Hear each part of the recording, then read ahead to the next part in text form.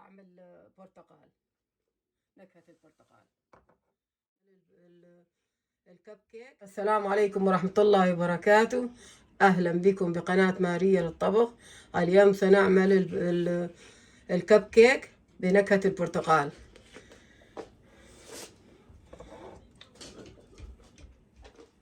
100 غرام من الزيت، طبعا المكونات هي 100 غرام من الزيت، 100 غرام من السكر، 125 غرام من الطحين، وبيضتان، ملعقتان أكل حليب سائل، نصف ملعقة بيكنج باودر، وملعقة طعم البرتقال، نكهة البرتقال.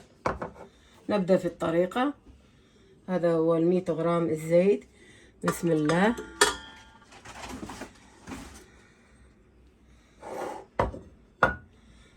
مع 100 غرام السكر، ثم نضربه البيضتان. بسم الله. هذه بيضة وهذه ثاني بيضة، ثم نضربه في الخلاط.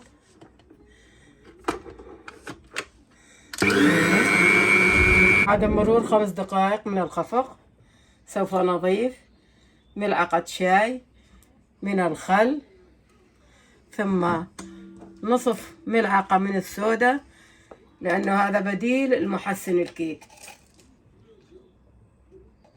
نصف. ثم نضع ملعقة شاي من نكهة البرتقال.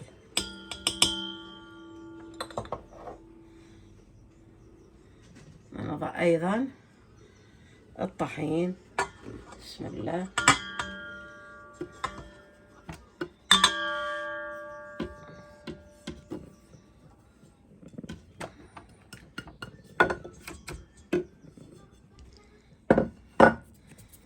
ونبدأ بالخلط.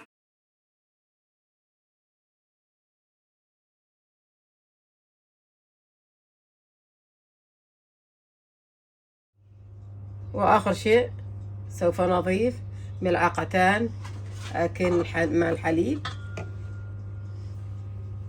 ونخفقه. انتهينا من الخفق. سوف نضعه في قوالب الكيك. بسم الله.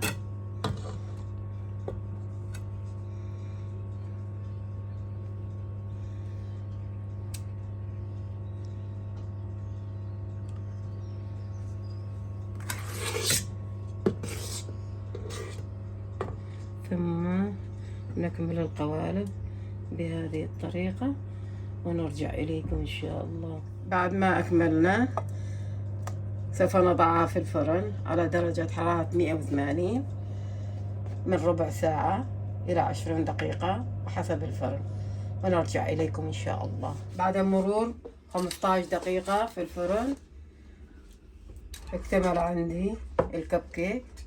شكله جميل جدا، رائحته زكية. إذا عجبكم الفيديو اكتبوا لي في التعليقات.